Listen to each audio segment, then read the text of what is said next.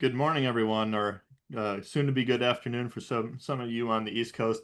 Welcome to Burning Lessons: What Utility Wildfires Have Taught Us. Today, we're going to talk about some key wildfires and really what we've learned from those, and as this whole area has evolved. Matt, next slide, please.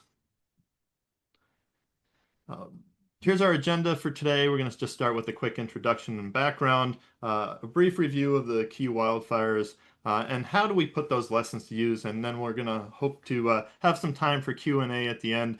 You can submit your questions anytime. We'll try to get to them as we go, but it might just most likely they're just going to be at the end. But if something comes up that we want to address right away, we'll try to address that as we go. Next slide, please, Matt. So my name's Andy Dressel. I'm a vice president here at Charles River Associates. Charles River Associates is an expertise-focused firm.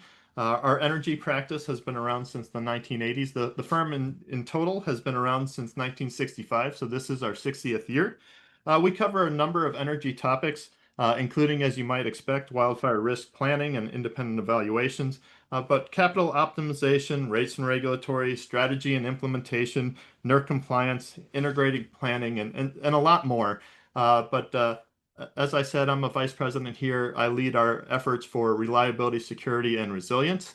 I got my start in the energy industry as an attorney at WEC. Then I went and served for a while as an attorney at NERC, primarily working on standards development, both operations and planning, and the SIP reliability standards. The last 13 years or so, I've been a power industry consultant, again, focusing largely on reliability and security. But in 2019, started working on a lot more resilience matters, particularly following the passage of California Senate Bill 901, which required wildfire mitigation plans. I got involved as an independent evaluator, first on the publicly owned utility side, then kind of worked as staff augmentation for a small IOU for a period of a couple of years, and also led a team of qualified independent evaluators in California as certified by the Energy Safety out there, Office of Energy Infrastructure Safety.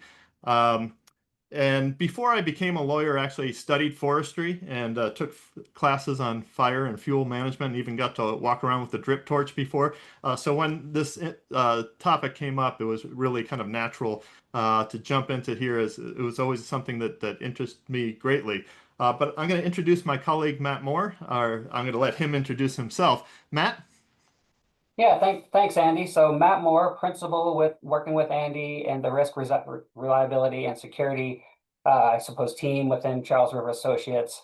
And I've got roughly 22, 23 years of some kind of regulatory compliance experience, but importantly, the last 17 have been specifically in energy.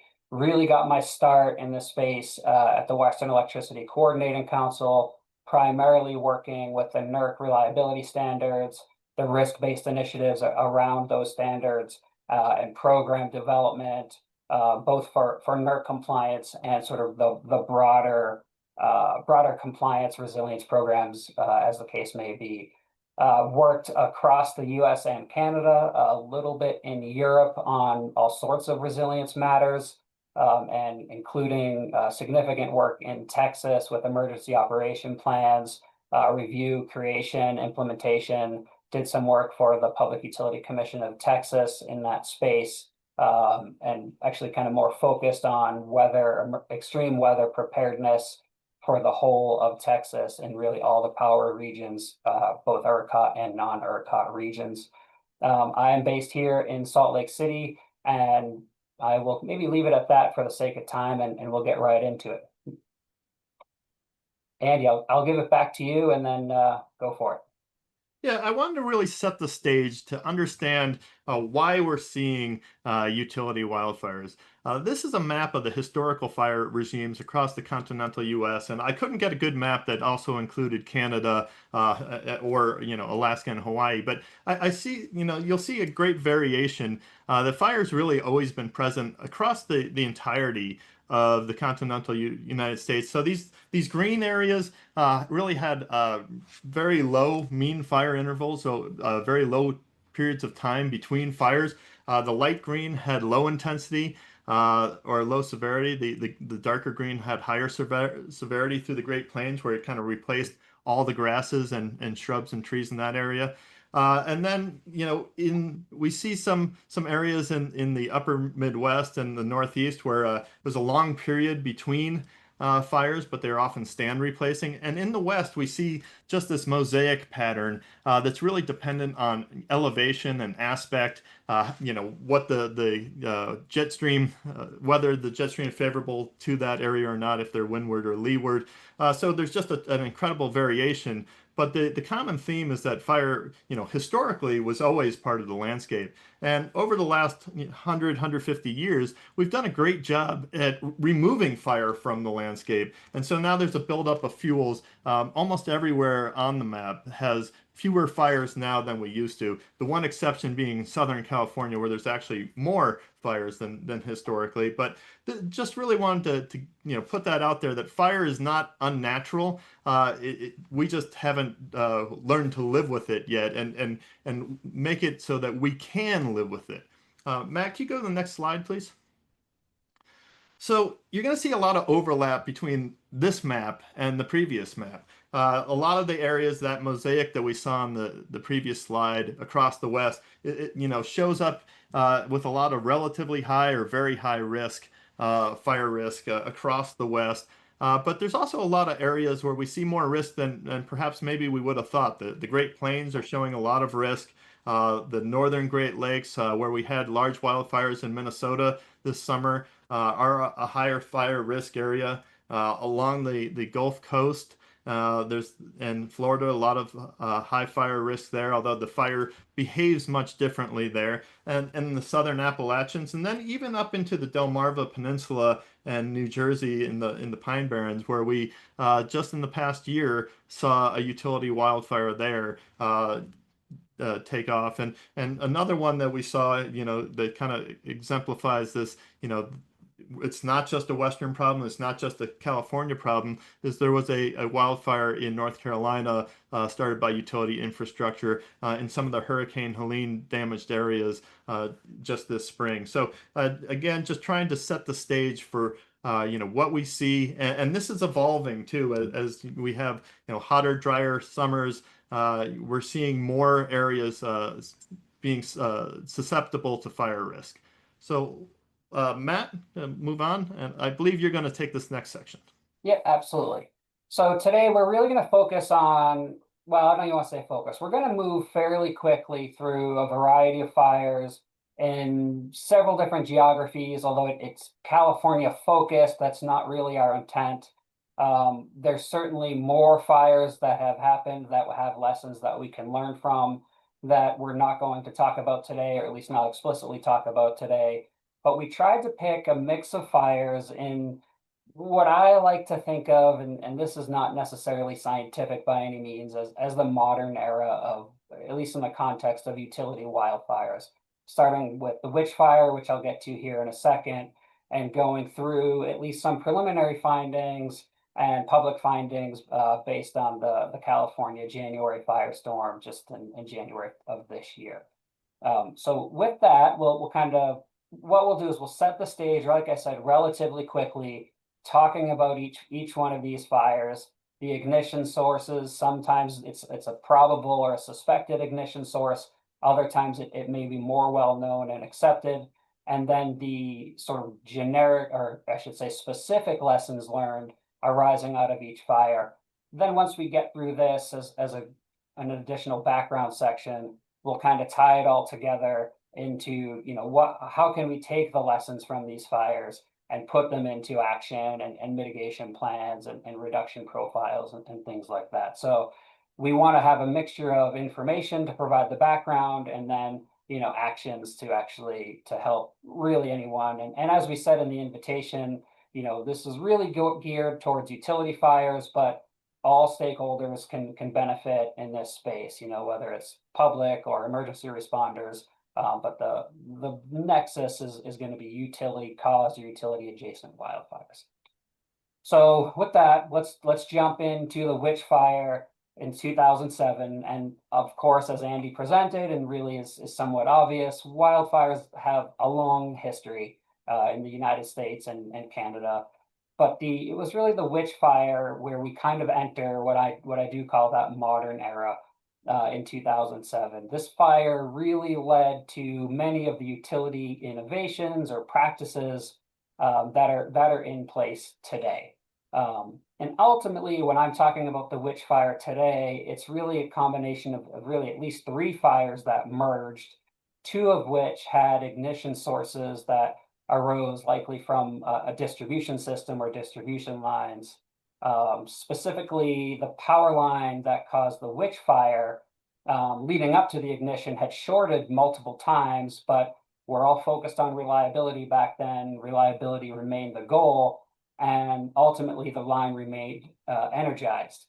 And two 69 kV lines really contacted each other in significant Santa Ana winds, and the arcing from that ignited a grassy area below. Really, the wind was just too strong with conductors that were that close together. In the related Rice fire, a tree branch fell into a 12 kV conductor, which then fell to the ground and ignited the vegetation below. The winds, as I said, some of the winds exceeded 100 miles per hour. It was significant Santa Ana conditions, as we'll see as kind of a theme throughout all these fires: hot, dry, and ready to burn as soon as there was that ignition source. Taken together, these fires resulted in a whole host of lessons learned, of which I won't go into all of them today, but really including the need to improve vegetation management practices, risk assessment and implementation of vegetation management, enhancing clearances, inspections, and investing in a need to invest in wind resilient and wind ready infrastructure, including at the design phase. Then into the situational awareness components of increasing weather stations and ultimately implementing operational practices that can help to mitigate these conditions. Interestingly enough, it was, as I said, this fire kind of introduced the modern era. SDG&E in the 2008 timeframe actually petitioned the California Public Utility Commission for permission to proactively shut off power in extreme or before extreme fire conditions. In those early days, the CPUC actually denied the request, and it took about 4 years or so. And by 2012, the CPUC did grant that request. And in 2013, pardon me, SDG&E became the first utility to adopt and then implement the public safety power shutoffs. So again, the witch fire really started the modern era, exposing what was really known before, how uninsulated overhead conductors in high wind zones could ignite really massive wildfires. It certainly revealed gaps in vegetation management, infrastructure resilience, and then in the real-time weather response. In the retrospective of that, it also showed how proactive de-energization could be or would be a practical tool. As I said, there were a whole host of other innovations and lessons learned that came out of this. To focus on, sort of a holistic picture, we'll move on for now and probably come back to a few of these when we go into that lessons learned phase. So just briefly, I don't want to talk too much about the Wood Hollow fire in 2012 in Utah. This one's a little bit lesser known, but it is an interesting one because now we're talking a transmission system where a 345 kV line was located above a 138 kV line, including a pole. And the investigators looking into this fire, even within a couple days of the fire being out, were standing at the pole. The wind was still in effect, and the investigator could see the 340 kV line bouncing in the wind and coming into the space of the 130 kV line. That created arcing that ultimately ignited dry grass below it. There was a kind of an interesting complication on this one. although ultimately it may not have mattered, where it was determined that the actual ground wires that went down that 138 kV infrastructure had been stolen. The investigators ultimately determined that the ground wire probably would not have reduced or stopped the ignition event. It just wasn't rated for that type of arcing or that type of heat. But it is still an interesting aspect of the whole story here. Um, let's see. So yeah, in terms of lessons learned here, now we're talking 2012. As I had just mentioned with the San Diego witch fire, we are not even into California PSPS or public safety power shutoffs at that point. But we're looking into lessons learned right away of, design and construction issues where maybe the transmission lines were not properly spaced. Modeling tools with wind-induced sway and even thermal expansion at the time might and probably did show this. And inspections of the high fire risk zones could have probably spotted the clearance issue and the copper theft. Ultimately, a lesson learned here, and this is a lesson that was already known, as are so many of these, is designing for extreme conditions and not an average condition ultimately becomes an important factor in siting transmission over other transmission and creating enough clearance to withstand such an extreme event. Now, with the known sort of spacing issues here, yes, in retrospect, a PSPS in the area might have been useful, but this is very early days, and certainly very few were thinking about proactive de-energization at the time, particularly here in Utah. Going into the campfire, Andy, why don't you take this one, and then I'll come back in a little bit later. Sure, thanks, Matt. So the campfire, is kind of the watershed moment in utility wildfire. There were some big moments before we could think about the Butte fire in 2015 or the Tubbs fire in 2017, but campfire really grabbed national attention just because of the human cost associated with it. It was truly a tragedy. Like many others, it was a very windy day. So, wind is a common factor with utility-caused wildfires. Utilities cause a small portion of wildfires, but the reason we are disproportionately represented in some of these most damaging wildfires is because our equipment tends to fail on these really high wind days when once an ignition has started, it can move quickly across the landscape. So the campfire, 153,000 acres, 18,000, almost 19,000 structures, and 85 lives. Almost all of that happened on the first day. Maybe not the acreage, but the structures and unfortunately the fatalities. So these things can happen very quickly. This started early in the morning, and by the afternoon, just a terrible situation was unfolding. This happened in a remote section of Northeast California in the Feather River Canyon. There was old, poorly maintained lines there. The transmission line was nearly 100 years old. And just the infrastructure failed. A C-clamp that was had eroded about halfway through, failed in the wind, and the live conductor managed to ignite the dry vegetation nearby. That was picked up by the wind and carried on towards the town of Paradise. And when we think about this event, there's just so many things that were kind of complicated things that PG&E was actually in the process of upgrading that line, but they hadn't gotten to that section yet. But there really wasn't a great understanding of the condition of the equipment out there. It wasn't great data management, and so operation and maintenance practices were really kind of underinvested in at that time. But not only was this a seminal moment from the destruction that it caused initially, what flowed from that was really unique as well. There were multiple civil and criminal lawsuits that came out of this, which led to the bankruptcy of PG&E, multiple changes at the CEO and the board, and ultimately PG&E settling on the civil side, but pleading no contest to 85 counts of manslaughter. So, uh, you know, truly unique in that aspect. It also led to credit downgrades not only for PG&E and its bankruptcy, but there was a contagion. San Diego Gas and Electric and Southern California Edison were both impacted, largely before, certainly before 2015, but largely before 2018. Utility wildfire issues were viewed as a Southern California problem.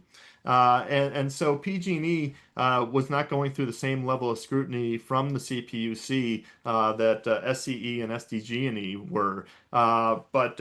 Be, but now, after this, it showed that there was really some serious financial impacts to the utilities. The credit rating downgrades lead to higher cost of capital, and which ultimately leads to higher rates for customers and poorer service, just because you can't invest in the things you need to invest in. This spurred the newly elected governor there to action, in the legislature, as well. They didn't want to see the three IOUs that served the vast majority of the state go bankrupt. So they passed what was known as Assembly Bill 1054 to shore up utility finances. That created the first utility wildfire fund, a $21 billion fund, which is currently under a little bit of strain from some things that we're going to talk about a little later. It again, Senate Bill 901, which I briefly mentioned earlier, passed weeks before this happened, and that instituted the first mandatory wildfire mitigation plans. AB 1054 added some additional requirements on top of that, as well as creating this utility wildfire fund to help shore up the finances and put investors at ease. In this situation. But a lot of lessons learned again. Once again, asset management. You got to know the condition of your equipment out there. 100-year-old equipment, if probably should be retired and replaced, but certainly should be inspected with great regularity and corrected when you find the issues that can need to be fixed in the short run before you can do a long-term replacement. And that should be through regular and thorough inspections. Also, data management is a big part of that, and there was a big focus from the CPUCs and then Office of Energy Infrastructure Safety, or Energy Safety, as that moved forward. Matt, let's move to the next slide. Kincaid happened just a year later, and this was in Sonoma County. 374 structures destroyed, and this one has a unique relationship with PSPS as well. So they were planning on taking this line out of service via PSPS, but the fire started before the PSPS began. And so that really helps, you want to be, in order for a PS to be effective, it has to be proactive. Uh, so uh, there was a jumper on the transmission line that failed. It was blowing around in the wind. It arced to the transmission tower, sending molten metal and sparks onto the dry vegetation below the tower. Again, very high winds, and they persisted for days. This also complicated the issue because PSPS was implemented subsequent to the ignition and affected over 3 million customers across Northern California. And this was also, PG&E was still navigating its bankruptcy, and they were under federal monitorship. And this kind of led to the appointment of an independent monitor, which would take over post that federal monitorship. But another interesting feature of this is that the line that actually started the fire wasn't what was termed as an idle line that was not in active use. However, it was energized. The CPUC had years before thought about implementing a rule to require the removal of idle or abandoned facilities. That was softened a bit and put into what they know as General Order 95. But it didn't serve its purpose. In this instance, it says an abandoned line should be removed, kind of leaving this gray area of an idle line. But after this event, the CPUC required PG&E to spend $85 million to remove 72 abandoned or idle facilities. So again, one of the lessons learned is, you know, idle lines do have a safety risk. And so that's something you need to be thinking about. I know some utilities keep them around to potentially preserve right away. There's an idea that they could be re-energized at times. We don't see much of that, but it's held out there. But also the improving the PSPS execution. We've seen this not only in California. PG&E's had some challenges with this and some of the Southern California entities, but also outside of California as well. The communication and the protocols around a PSPS must be clear. You have to have that planning structure of, this many days out, we're going to give a public notification. And then once we hit these certain levels, we're going to remove this line or this segment, and really communicating with those who are going to be impacted, critical infrastructures, essential services, your medical customers, your medical needs customers that have oxygen concentrators or insulin in the fridge, and all of that. And we'll get into that a little bit more later. And then, PSPS planning and execution was a key lessons learned, as were the idle lines. Next slide, please, Matt. Kind of debated about including this one. It was the largest single source fire in California history. This one's a little bit different in that, at least initially, it was not a wind-driven fire event. A hazard tree fell onto a 12 kV distribution line, and there was, downstream of that tree on the line, but not all the fuses blew. So the line remained energized, faulting, setting the ground vegetation on fire. It was again in a very remote area, not far from where the campfire started. And it really burned into a lot of heavy fuel areas. I had mentioned earlier that fire suppression has led to heavy loading of fuels, so that the mean fire interval has greatly increased. So a lot of the areas hadn't burned in over 40 years. There's also, as with much of the West, there's bark beetle infestations. And for those of you not in the West, bark beetles, they're a natural pest that have just really flourished with a lack of very cold winters. And when they attack a tree, they first go through a red phase, where the tree is stressed and all the needles stay on the tree but are dead and crispy. So really enhances the intensity of fire that burns through bark beetle infested areas. Eventually, the needles drop and they just so it can actually reduce the fire risk. But when they're in that red phase, it really increases the fire risk in that area. So just one last thing, hazard tree identification has been a big part of this. So, having your crews when they're out doing inspection, when you're doing, drone inspection, aerial inspection, looking for those trees that could be leaning or sick or dead and could fall into the line, perhaps from outside of the right of way, and which always becomes more complicated because you have to work with the various landowners. And there's also now satellite technology that can detect some of those as well. But when you're doing public communication about your fire plans, raising the importance of calling out those hazard trees and reporting them to the utility can be very helpful, as well as, again, inspection and correction. Some older fuses, likely not the newer non-explosive fuses, which these older fuses do expel hot gases and metal. But either way, we want to make sure the fuses actually work and trip when they should, and they didn't in this case. Next slide, please.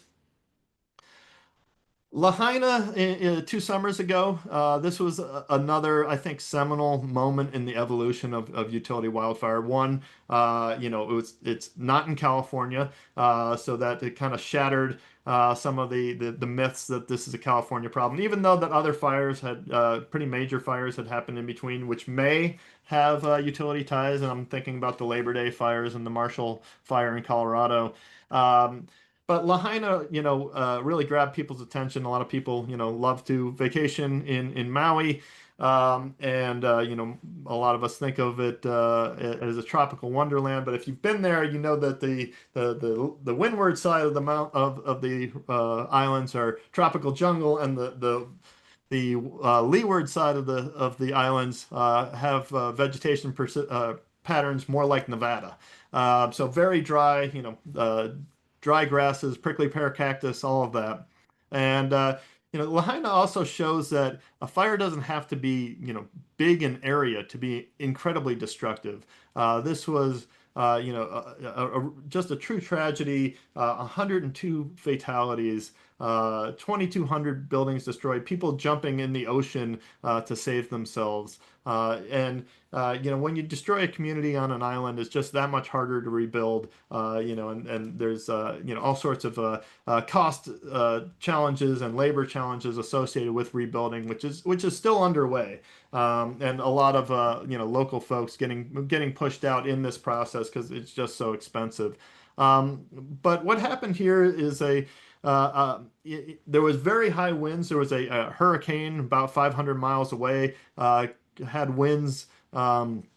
So it wasn't the hurricane itself wasn't affecting the islands, but created these winds across the islands, 80 miles per hour plus, snapped utility poles early in the morning, fell to the ground and ignited some dry grass. Fire crews came out and excuse me.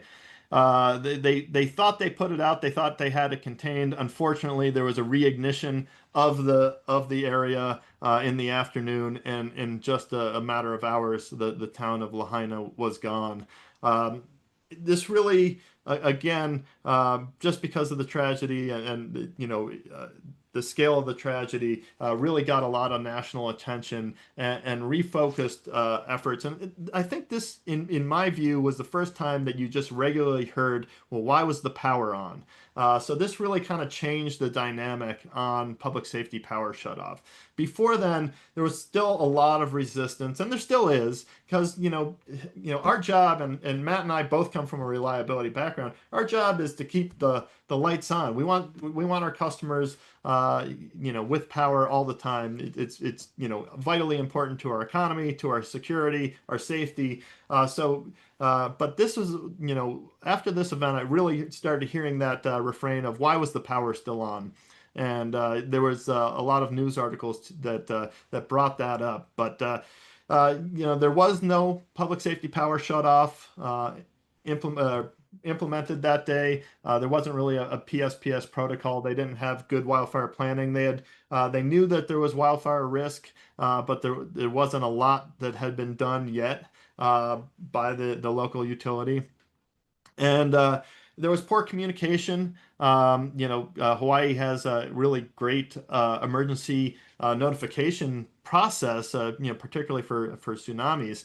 But they didn't utilize that. Like a lot of these more rural communities that you think of, there's poor evacuation routes, an inability to get out, and so. But going to the infrastructure, there wasn't great, again, inspection and maintenance of these assets that snapped and broke and had the wires fall to the ground. Next slide, please. Okay, Andy, I'll take Smokehouse Creek. Smokehouse Creek was really a huge fire, the biggest we will discuss today, although Dixie does indeed come close. Here we're talking about over 1 million acres burned, 500 structures, an estimated over $1 billion in damage. While this was started and initially in the Texas Panhandle, by the end it did spread into Oklahoma, This is a fire that burned really, call it early February through mid-March, something like that. I actually might be getting my dates off a little bit there. And becomes I don't know if I want to call it a case study, but something close to a case study in the risks of aging infrastructure, extreme weather, and then just the need for dynamic wildfire mitigation strategies. The cause of this, or the possible cause of this one is still, call it a year and a half old at this point, and in theory nothing is finalized, but it's fairly well known that there was a decayed wooden pole that broke, that brought the energized lines into contact with the ground and dry vegetation, and that kicked it off. Like so many of the fires, it occurred in extremely high winds, very dry, and particularly for February, March, hot conditions, unseasonably warm at the very least. The winds obviously reduce the suppression capabilities. And one thing we haven't talked too much about today, but it is important here, and certainly not unique to the smokehouse fire, is we had concurrent fires here, all in the same area, but geographically diverse enough that the resources, both in people and in responding aircraft, were extremely strained. So the response was, is what it is. You couldn't bring more people in, you couldn't bring more resources in, because that's what we had at the time. There were pretty significant damage to the utility infrastructure following this, and some sort of after the fact shutoffs that affected communications, that further delayed or didn't lead to the quickest response. Just again, sort of the nature of the beast here. One lesson on this, like so many others, is that one ignition is just a catastrophic loss. A single pole failure can lead, or led to, in this case, over $1 billion in damages. And importantly, nobody wants to have the damage in financial terms, but in terms of trust and reputational harm, and then the forthcoming regulatory scrutiny that comes, all maybe not all from one single pole, but can be traced to that. The regulatory scrutiny and the lack of public trust that follows from really all of these is very hard to overcome, and requires, well, on the upfront side, significant planning, but then significant communication, stakeholder engagement, and all of that. The other, sort of related lessons learned, I said this up front, is this one really showed that, static risk models are really obsolete. Wildfire is by its nature dynamic, changing, minute by minute, hour by hour, due to weather, fuel moisture in the area, and then even the infrastructure conditions themselves. And here again, saying extreme weather is the new normal. Be planning for the extreme ends, not the average ends. With the concurrent fires and the resources being spread very thin, stakeholder engagement becomes that much more important. I kind of said that already. And here, while hardening and asset management certainly could have helped, we recognize, obviously, the scale and scope of all electric utility infrastructure. It's not like we're just going to go and replace all wooden poles and underground every conductor and do all the hardening. Thus, what this one showed, like so many others, is that the data-driven risk assessments with dynamic mitigation plans must account for really the full suite of conditions on your system as well as in neighboring systems, and looking beyond potentially your service territory as well. Inspections and then taking action on what inspectors find, or doing the maintenance or clearing of, or in this case, upgrading a decayed wooden pole, were significant. We're not talking too much today about the defensible space at the community level, but even defensible space around your poles, the cone of silence. This was a pretty grassy area where it started. There's not so much you can do, but there is the resource planning and then just sort of engagement with your first responders. PSPS here again becomes an issue, whether it could have prevented it or been a part of it. would be good to kind of keep in mind. So let's move into, like I said up front, the sort of preliminary assessments of the January fires in LA. We'll talk fast about Eaton Palisades and Hearst.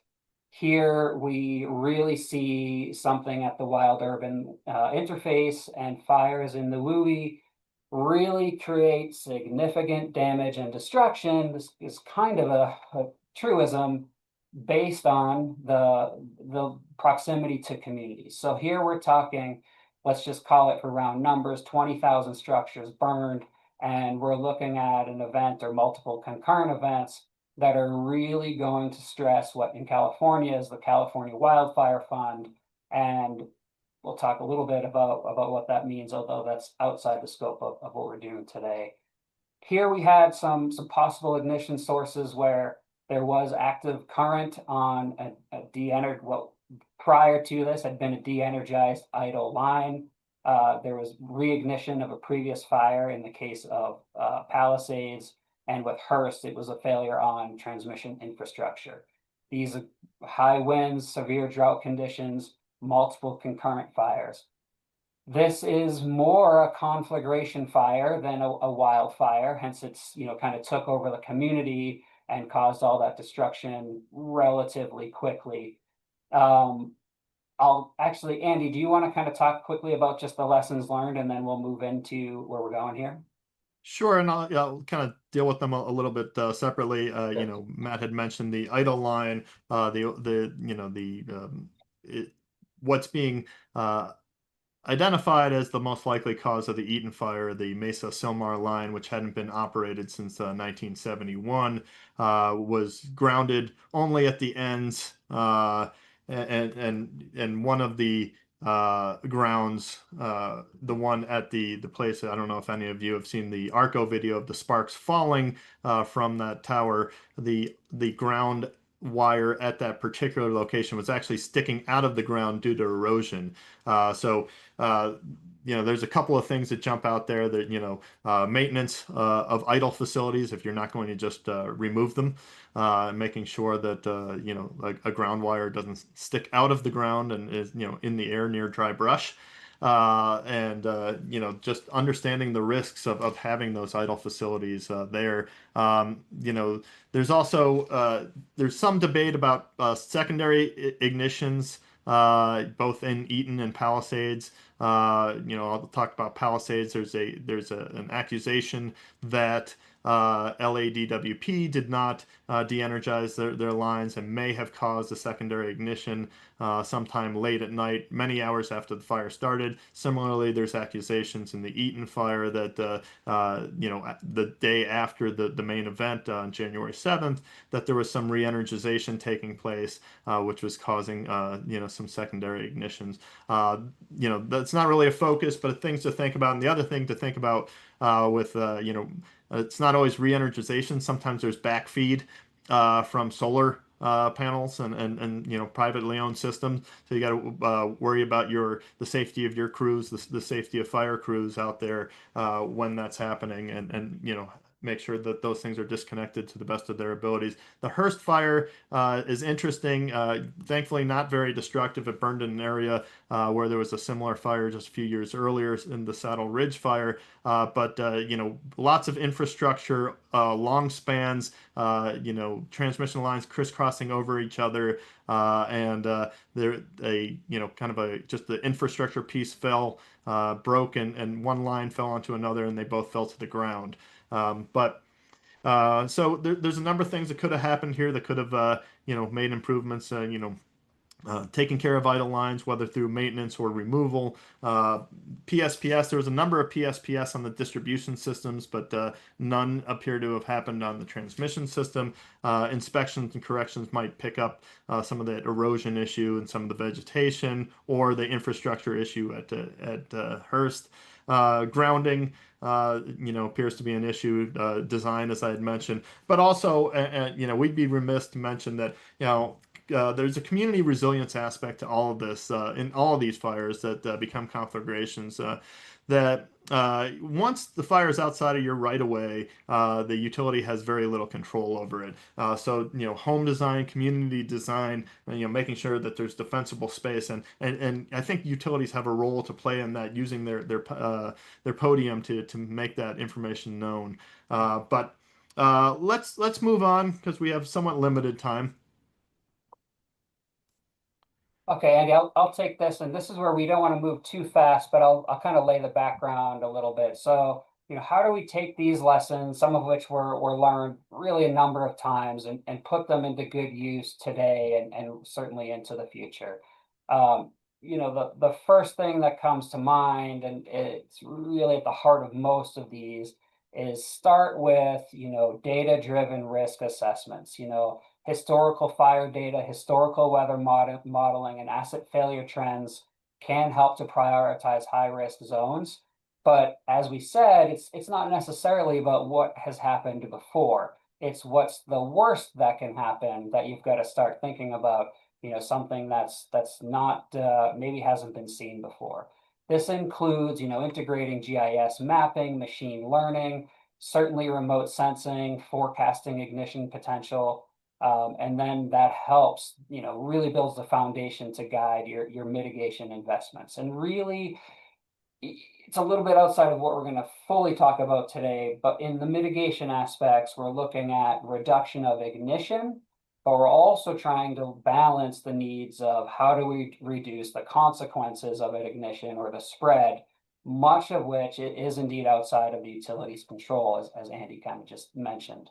Make sure in a wildfire mitigation plan, fires like Wood Hollow and even Smokehouse Creek were triggered by pole and conductor failures.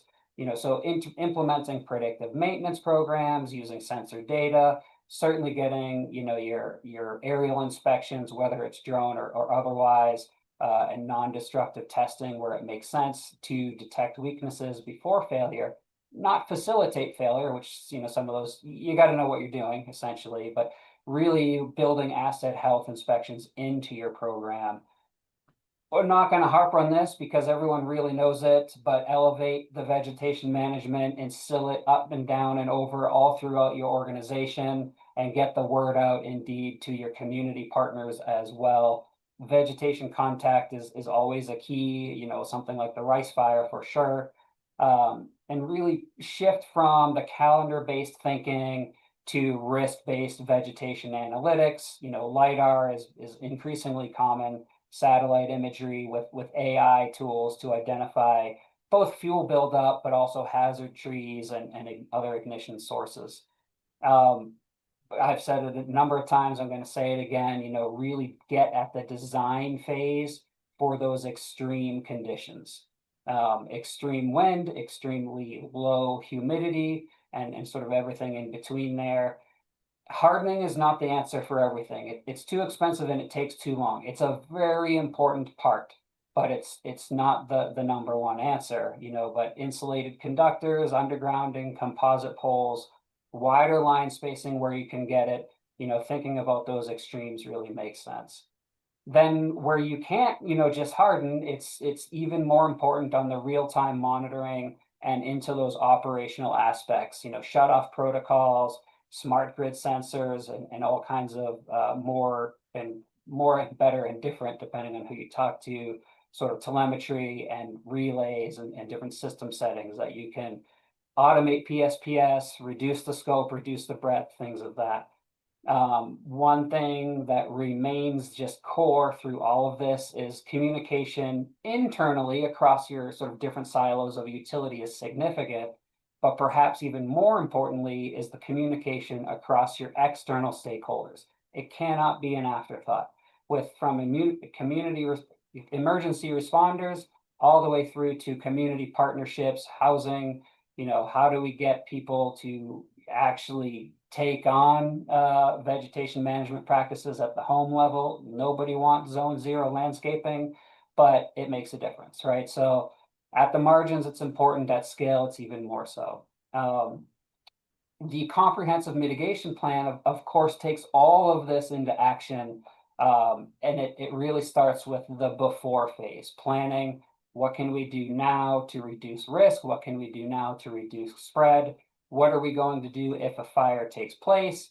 Whether we caused it or someone else caused it and it's encroaching in our right of way. And then after a wildfire, when you're into the recovery phase or response phase, are we de-energizing? Are we communicating with the first responders on what's energized and what's not? Things of that nature. Let's Um, yeah, oh, go ahead, Andy. move on to this next one. And this kind of covers some of the same area. We believe this is kind of the essentials to putting together your wildfire mitigation program. We kind of view left to right. If this is your house, left to right, you start with the framing on the left and move to the finish work on the right. The risk assessment, as Matt mentioned, it can be start with the static model. There's great tools out there. Some of them provide tremendous daily insight, but at least start with the publicly available risk information. Understanding your system, how old it is, where your overhead equipment is, and relation to vegetation and winds. Situational awareness and automation. There's again just a proliferation of great tools. You can add cameras like the Alert Wildfire, the network that exists, started in Southern California and now exists throughout the Western U.S. and Canada. Weather stations that can provide you with microclimate information, and also increased automation so that you can do more switching and more real-time monitoring from your control room rather than having to send crews out to the field. Operations and maintenance. This is, there's two parts to this. There's the daily inspection and corrections, and which we've kind of covered a lot, which is a tremendous expense, but can save you much more. But there's also the operating practices of, all the things like the EPSS, the enhanced power safety settings, the fast trip settings, disabling your reclosing relays so you're not reclosing while there's vegetation on your line or a broken piece of equipment, and then no touch days or reducing maintenance on high risk days, or at least sending larger crews with fire suppression materials, and then all the way up to PSPS. And then finally, if you're going to be seeing reliability issues from your operational changes, then you should be thinking about grid hardening and really planning that in a way, because these are capital intensive projects. That you're going to require permission typically from your utility commission. So you want to have as much data available as possible to invest in the right places and really to convince your commission that they are making the right decision for ratepayers by promoting safety. And when you do that, think about all the benefits, not just the resilience benefits, but other parts that are really key are roles and responsibilities. You need to know who is responsible for each piece and planning, implementation, communication, and then the emergency response section. It's said that failure to plan is planning to fail. So have those incident response protocols, exercises, public messaging, and mutual aid. And mutual aid is always something that this industry has been so great at. Make sure that wildfire is part of that discussion when you meet with your mutual aid agencies. Next slide, please, Matt. Oh, there we go. Sorry, Yeah, Andy. there we go. I'm going to skip past the first one. I was just talking about capital planning and prudent investment again. Really just make sure that you're telling the story to your regulators. It might not just bring a resilience benefit. It might bring a reliability benefit. It might bring a capacity benefit. You might be able to, identify other benefits that these investments are making. Are going to deliver. So tell that whole story and bring the data that you have or can gather to help tell that story. We also mentioned, the lack of control we have outside the right of way. So we want you to help promote other solutions. Whether it's California and Utah with their wildfire fund, whether it's some liability protection like we've seen in several states, including Wyoming, Idaho, Montana. But we want to reduce wildfire, not just liability. There is certainly the very real financial risk to utilities. that is unique compared to other natural disasters, because it's a natural disaster you might be responsible for, at least financially. But so we want to reduce that risk, but we also really want to reduce the risk to safety and communities, and balancing the costs and needs. Matt? Yeah, thanks, Andy. I think we're getting some good Q&A here and I have about 5 minutes left. So I'm gonna skip the continuous improvement cycle, Andy, if that's good with you, Yep. and just kind of close, and then I'll facilitate at least a couple questions if that works. So just some kind of final lessons learned. We've hit a lot of these, already, but to really hammer them home, stakeholder engagement is absolutely critical. And this is inside your organization, outside your organization, and indeed, with your regulator. We really have seen significant movement with the CPUC in particular, being engaged, understanding the issues, understanding the need for investments, understanding even the need to implement a PSPS and why that makes sense, and things like that. Any plan, whether it's an emergency operations plan, an incident response plan, or a wildfire mitigation plan, really should be a living document. And this is kind of the slide I skipped. In fact, make sure you're looking at it, reviewing it, and implementing lessons learned particularly from wildfires, in this case, from outside of your territory. If you've gone through one, you're going to have the most recent lesson learned, so that's for sure. And similarly, leverage work that's already been done. Disaster preparedness, disaster response, emergency preparedness. This is not new ground, as everyone knows. There's more or less tried and true ways to engage, ways to get work done, and the hardening aspects are largely on the utility, at least for your infrastructure. But going out to your community, raising awareness, making everyone understand the risks and that it's not just a utility issue, can help in the long run. That goes right along with promoting the fuels management outside of the right of ways, to further foster and promote community resilience. I don't want to focus too much on PSPS today, but it's still, as you kind of go, let's see, from California inward, there's more and more resistance to even having a PSPS plan. Whereas in California, we've seen entities as well as the regulator going, and Andy mentioned this in Hawaii, hey, it's a red flag day. Why is my power still on? We're getting questions like that, rather than why did you cut my power? And so that's absolutely a stakeholder engagement issue, making sure everyone understands the risks.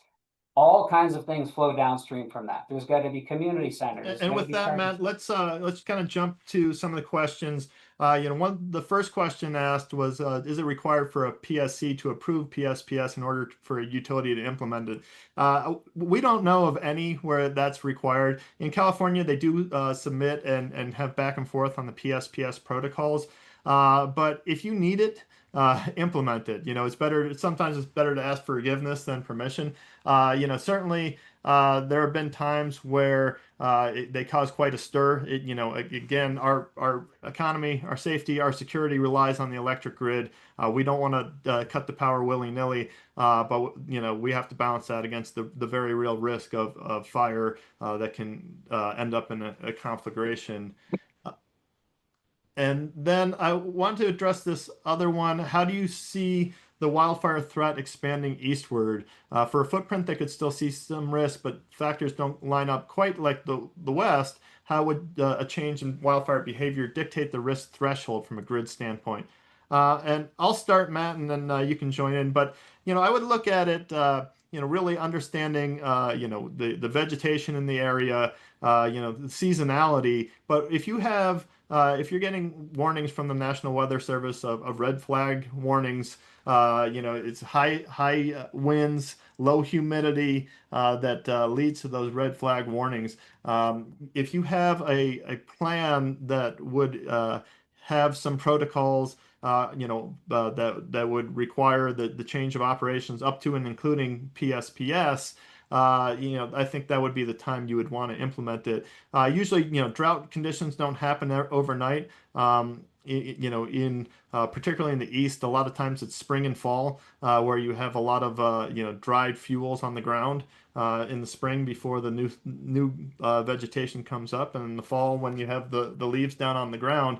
But knowing your system, knowing your environment, and knowing the conditions, you can make those changes. You can disable the reclosers, you can change the trip settings. Now, some of those you have to, might have to actually go to the substation, but a lot of those you can do from the control center and then prepare for a PSPS if necessary. Matt, anything to Yeah, add well, there? Andy, I see that we're actually at time. There are a couple questions remaining. I I would say let's do this at time. If anyone has remaining questions, it looks like we answered sort of the bulk of the ones that are more generic.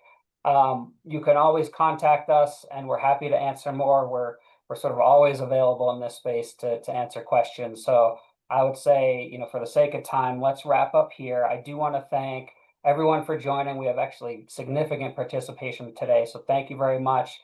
And we will see you later and see you sometime. Thanks, everybody.